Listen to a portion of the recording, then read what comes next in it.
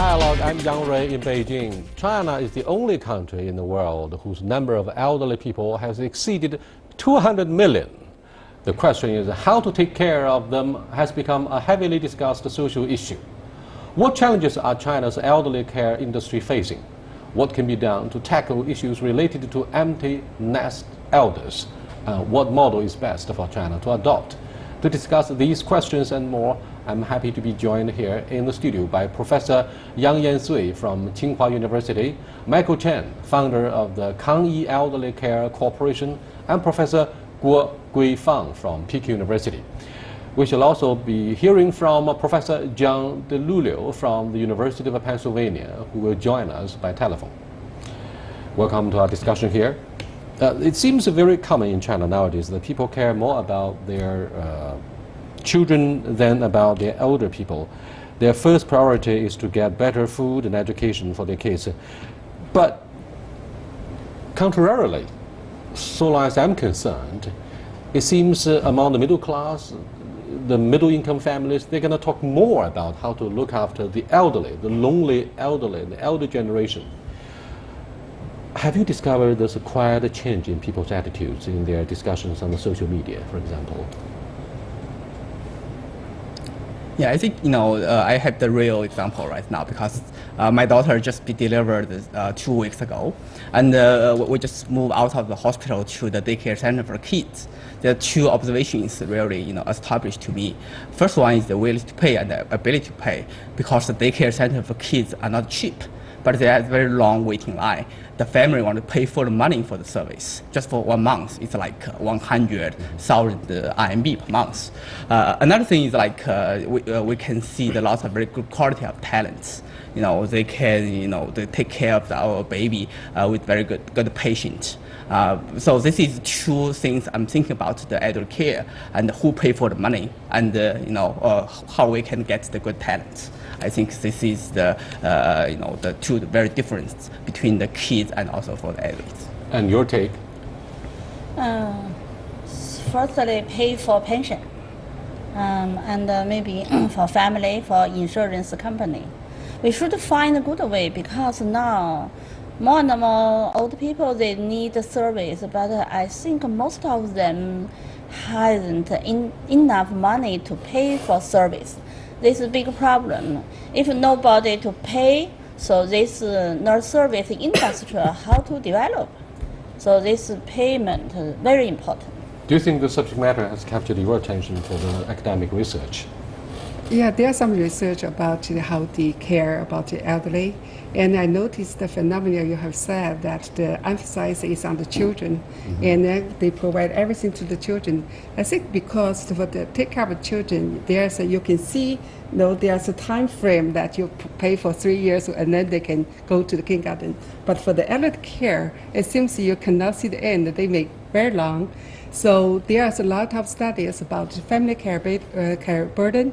See how the time, energy, and also your emotional things that's given to the caregiving is really a big issue now.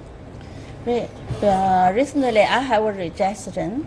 So for China, for government and the social security policy, firstly, pay more attention, include the occupational pension and the housing funds, support young people to buy house.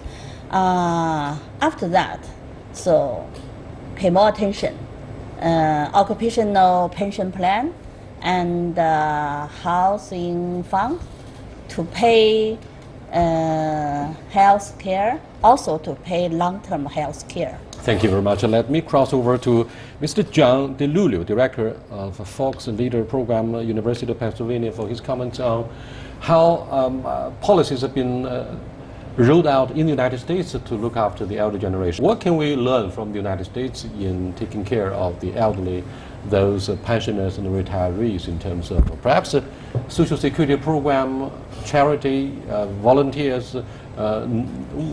Tell us your perceptions about the problem there. Well, the United States has a big problem with elder care, just as China does, though not quite as large, of course, as China's problem.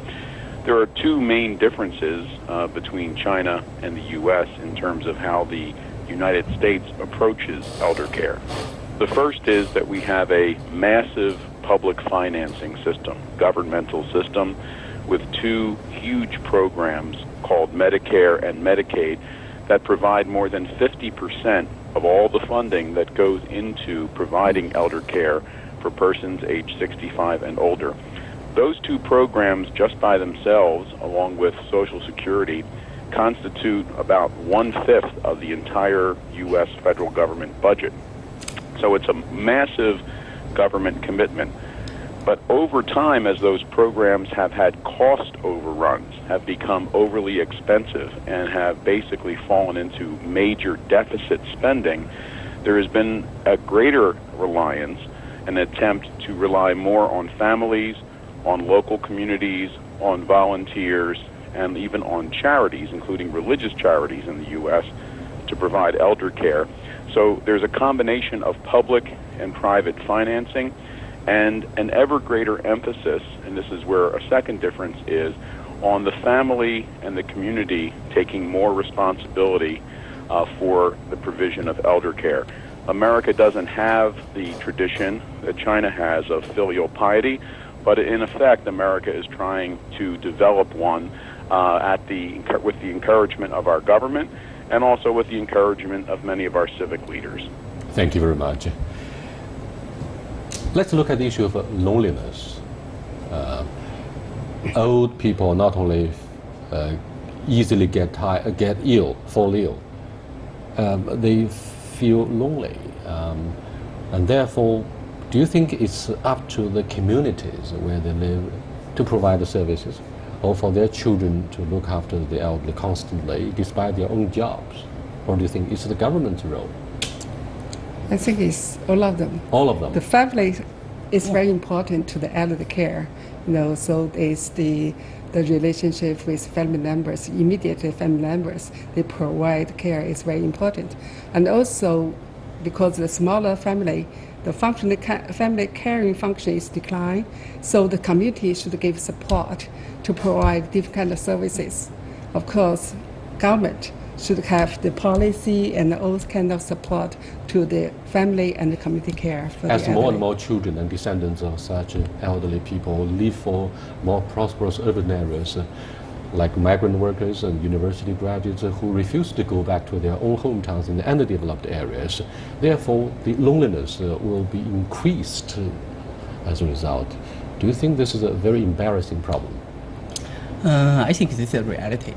Take my example. It is part of reality. However, a couple of years back, the National People's Congress, our top legislature, passed a law encouraging young people to go back and to visit their parents. I mean, this law, the moment it went into effect, it caused media attention from around the world, who said, look, China has been known for filial piety. Ironically, a piece of legislation went into effect encouraging young people to go back, and they were quite confused as to what's happening in this second biggest economy. I mean, Professor Yang, did you notice the public awareness about, I mean, elsewhere, outside China, about China's law? Yeah. So in aging population, in aging country, so I think one thing is the same important. One of them is pension. Another is family doctor.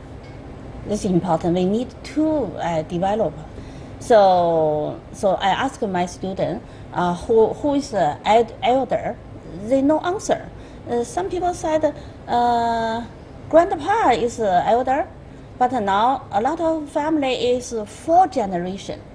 Under the same roof. Yeah, not same, maybe in the same communities, the same city, but a lot of grandpa also have their father, so 4 generation in the same family. So they need family doctor.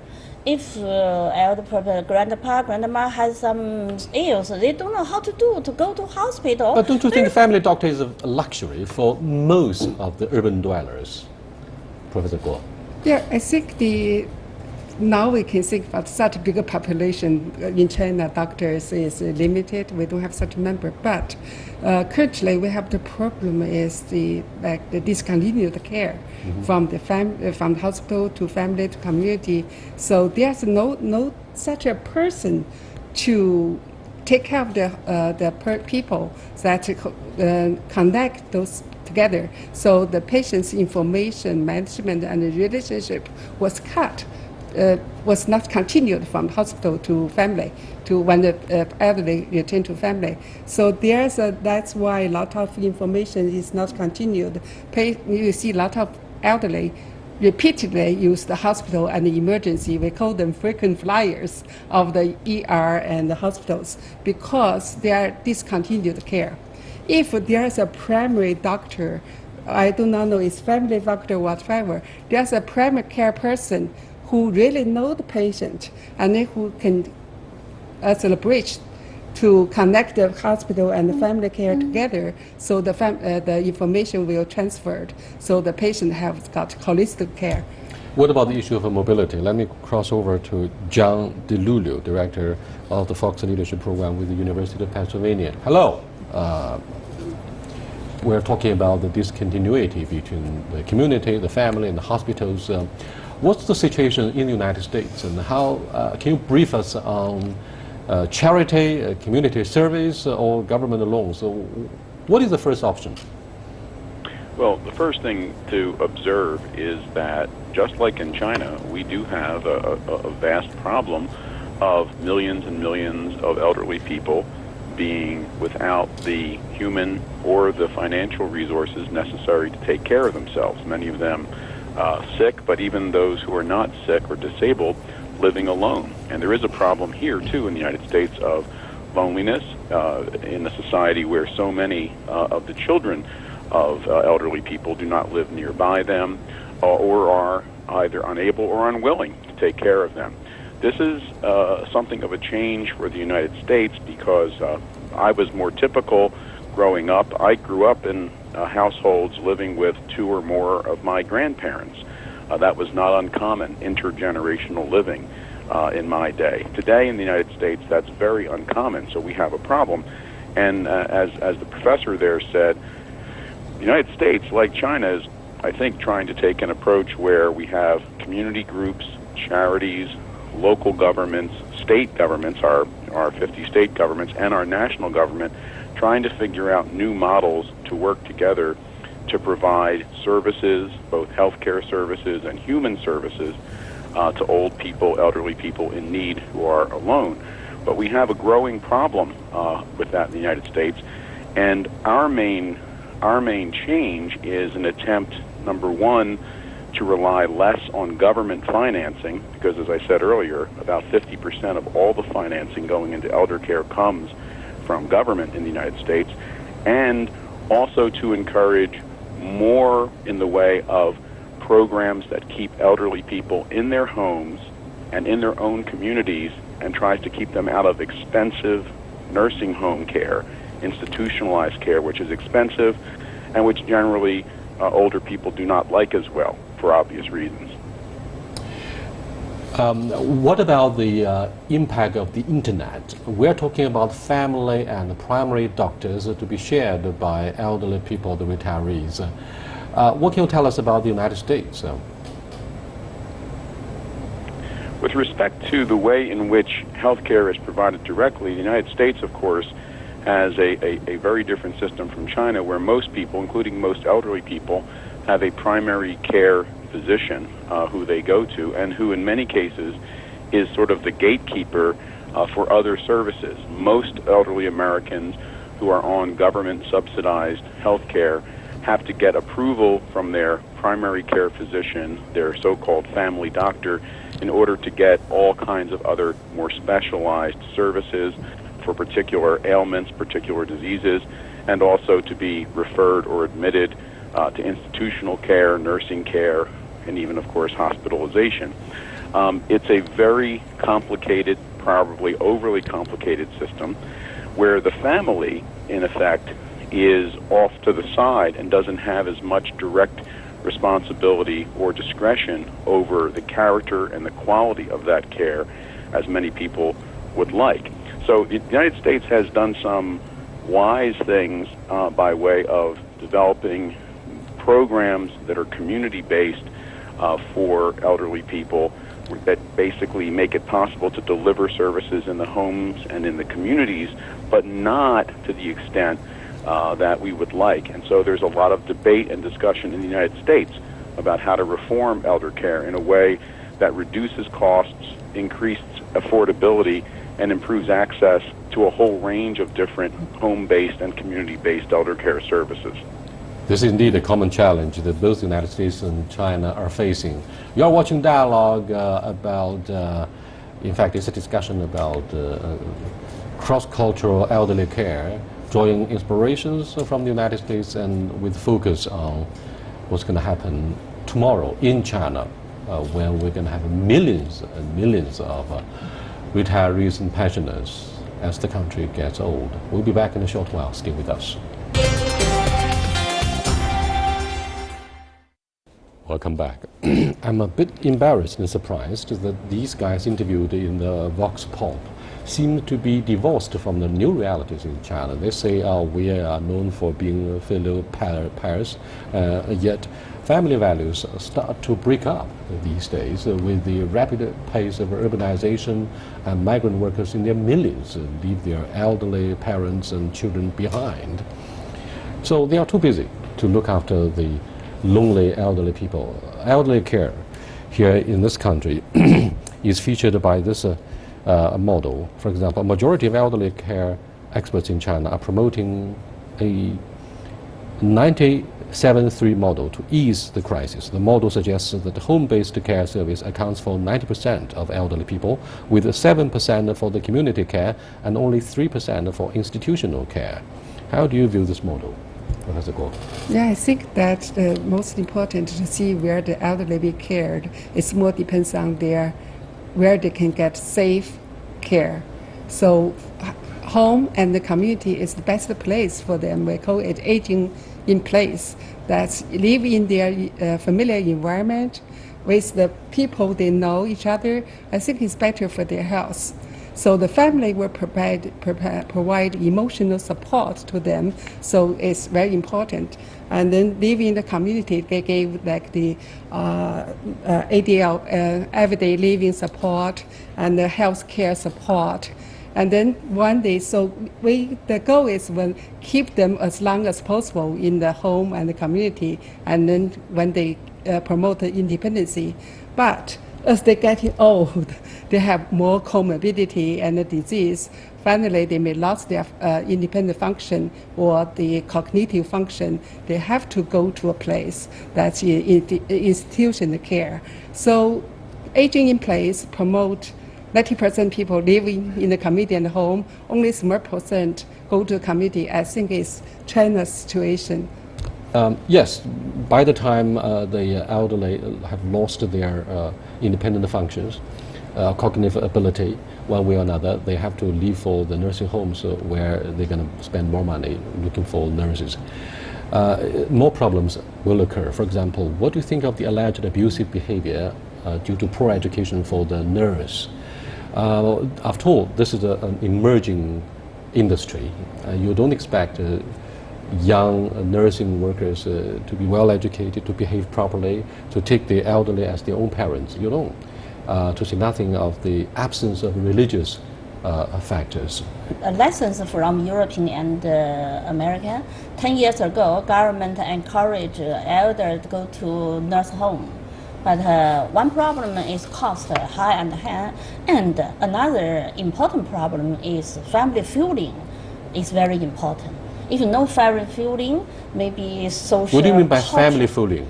So different generation care each other. This is very important. If elders sent to nurse home, so young people said, "Oh, my father go to there. I know burden." So it's very very big problem for social culture. So one is cost, another is feeling. We need two. Feeling, you mean family feeling. Right, feeling, yes. So now, American and the European country, they encourage elder at home-based service. I think this is very important. So in China, government of more than 90 elder at home, this is a very good option. Yeah, I think it's very important to the family tradition and the culture to pass on from generation to generation. And I heard a word is called they delegate the caregiver to other people. They pay the money so other people can take care of them. But maybe they can do the job, but the family's concept is not passed that way. So we don't. Money is not the final solution, I'm afraid, in terms of love and how to cultivate the love. That's to be shared between family members, the closest ones. Let me go back to John for his comments on the situation in the United States. What do you think of charity? The church, can they be a major part of the solution? Or with the absence of churchgoers, I mean, for the young generation, charity will play a less important role? Well, in the United States, of course, we have a vast network of public-private partnerships that involve a whole range of what we call nonprofit organizations or non-governmental organizations that are not-for-profit, including our churches, synagogues, mosques, people of many, many different religious traditions. In fact, the largest providers of direct home-based services in many cities for elderly people are, in the United States, religious organizations and networks that provide these services to old people, elderly shut-ins who don't have their families nearby, to people of all religious traditions and of no religious tradition. So that is obviously a difference between the U.S. and China. But the important thing to note, and I think a number of the other panelists have already said this, is that there's no substitute in the end for the family and no substitute in the end for the love and care that gets provided by people in the family. Government has a big role to play. In the United States, that role has gone a bit too far and displaced some of the charitable and family help that traditionally was provided. But the government has a role, the family has a role, and certainly networks of community-based charities. There's really no way for the United States in particular to reform its system without more of these kinds of partnerships. Thank you very much, John, for sharing with us your comments on elderly care in the United States. Don't you think they place too much hope and expectation on the shoulders of the Chinese for setting up a good example in navigating our own course? Are they a little bit too optimistic? I think I also very optimistic about China's future because government play a very important role in China's elder care industry.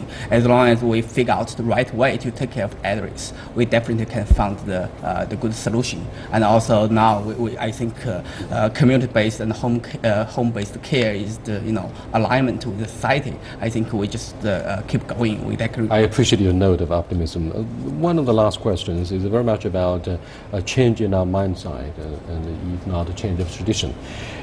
It's been the case that bringing up children to support parents in their old age is a popular assumption.